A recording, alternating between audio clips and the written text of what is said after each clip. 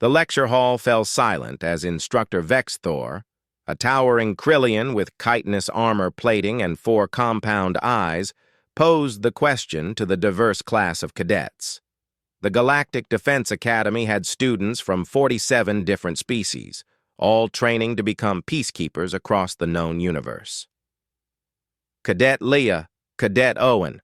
Vexthor clicked his mandibles, his translator device rendering the sounds into standard galactic. You will answer first. List 3 ways to disable a Zen predator should you encounter one on a hostile world. Leah, a human female with dark hair tied back in a practical bun, exchanged a glance with Owen, her fellow human and training partner. Owen, tall and broad-shouldered with sandy brown hair, raised his hand slightly before speaking. Sir, just to clarify, do you mean disable temporarily or permanently? The classroom erupted in a symphony of gasps, clicks, and whistles from the various alien species present. Several of the more peaceful races recoiled visibly. A Delphinian cadet's skin shifted to a pale, shocked blue. Instructor Vexthor's eyes all focused on Owen simultaneously, a gesture that typically indicated extreme interest or confusion in Krillian body language.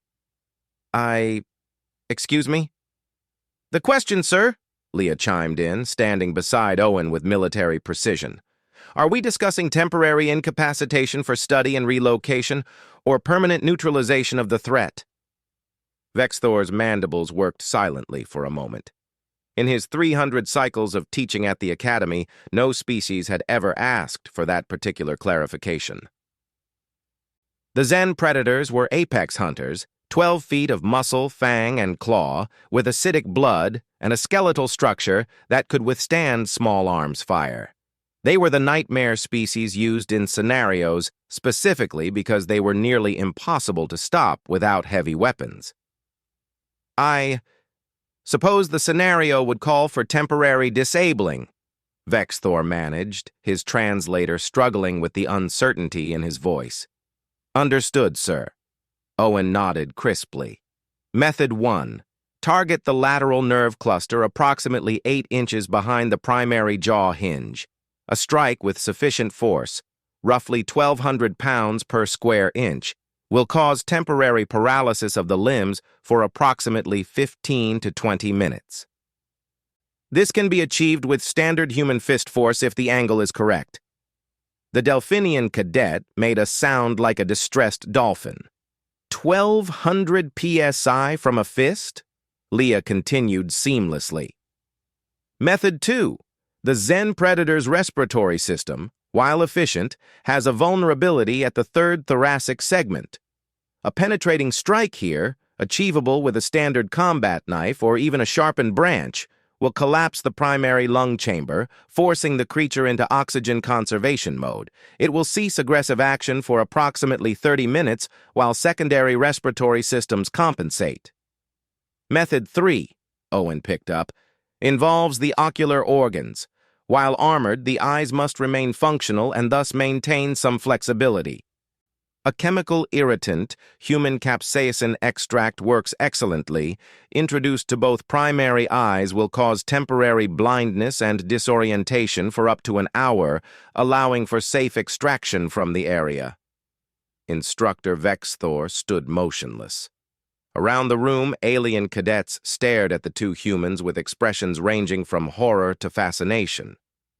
That, Vexthor's translator clicked. That is correct. Disturbingly detailed, but correct.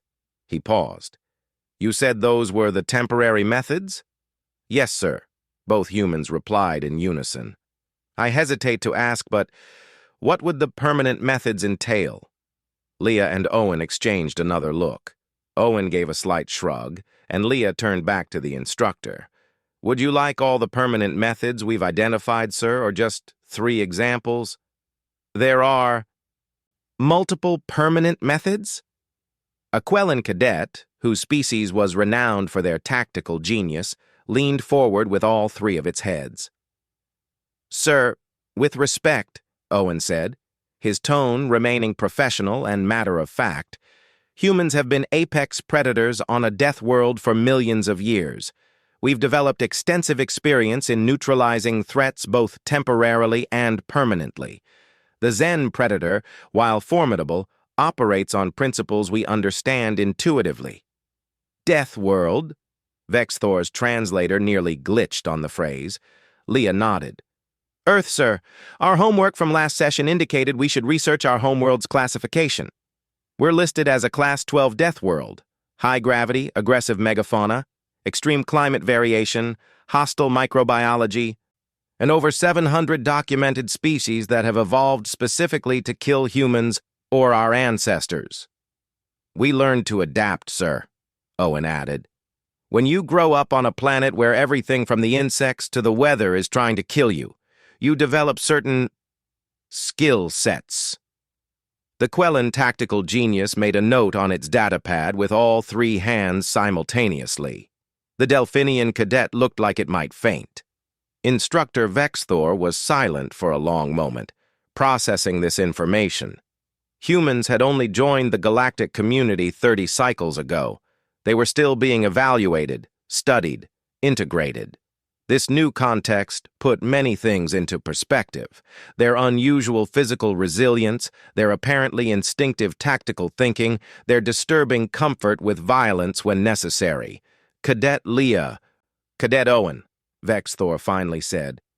You have adequately answered the question. You may be seated. As the two humans sat down, Vexthor made a mental note to review the Academy's admission standards for Death World species. Perhaps the combat scenarios needed to be recalibrated, perhaps significantly. Now then, he continued, his voice slightly unsteady, the next scenario involves diplomatic negotiations with a hostile trade consortium. Let us proceed with species that evolved with less extensive experience in neutralizing threats. In the back row, Leah leaned toward Owen and whispered, Did we say something wrong? Owen glanced around at the disturbed faces of their alien classmates. I don't think so. They asked a question. We answered honestly. Humans, muttered the Quellan tactical genius to its neighbor, making another note. Remind me never to make an enemy of humans. Throughout the galaxy, this would become a common refrain. But in that moment, in that classroom, it was simply another day at the Academy, and another reminder that Earth's children brought something unique, something fierce, something undeniably effective to the stars. Humanity, indeed.